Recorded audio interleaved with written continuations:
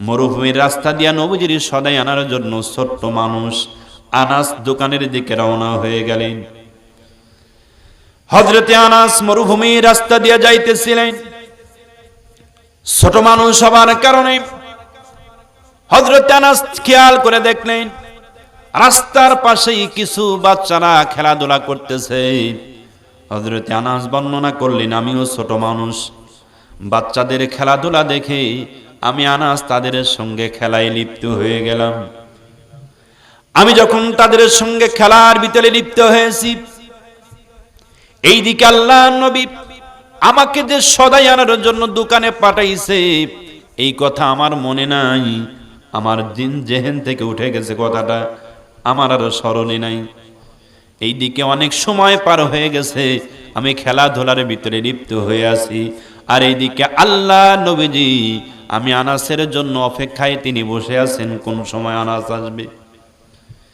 হযরতে আনাস বর্ণনা করলেন, অনেক সময় পার হয়ে গেল, আল্লাহ নবীজি আমার অপেক্ষায় বসে আছেন।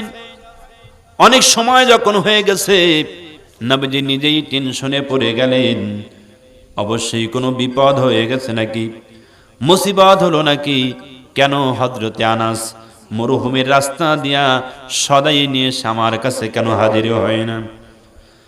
আল্লাহ নবীজি নিজে টেনশন করে বিশ্ব নবীজি স্বয়ং নিজে হযরত আনাসকে খোঁজার জন্য তিনি নিজেই রাস্তায় বের হয়েছেন। কি আদর্শ দেখেন নবীজি, কার আদর্শ পৃথিবীতে বাস্তবায়ন করেন আপনারা? আমরা কার আদর্শ বাস্তবায়ন করতে চাই দেখেন, কোন নেতার আদর্শ বাস্তবায়ন করবেন একটু খেয়াল করেন। নেতা কাকে বলে দেখেন, আদর্শওয়ালা মানুষ কাকে বলে দেখেন।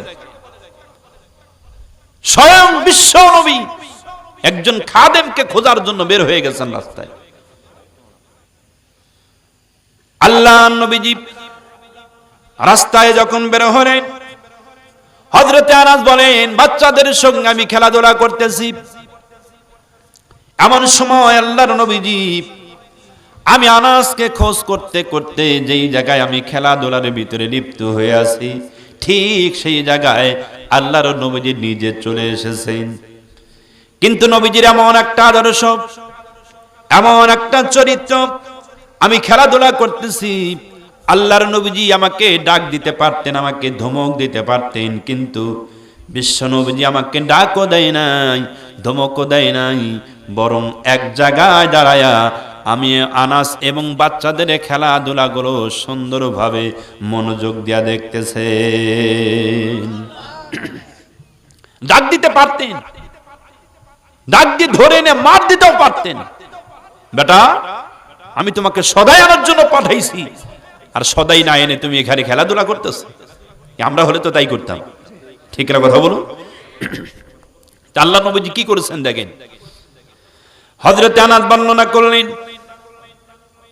আমার নবীজি আমাকে ডাক দেয় নাই, আমি আনাসের খেলাটা সুন্দরভাবে মনোযোগ দিয়ে উপভোগ করতেছেন।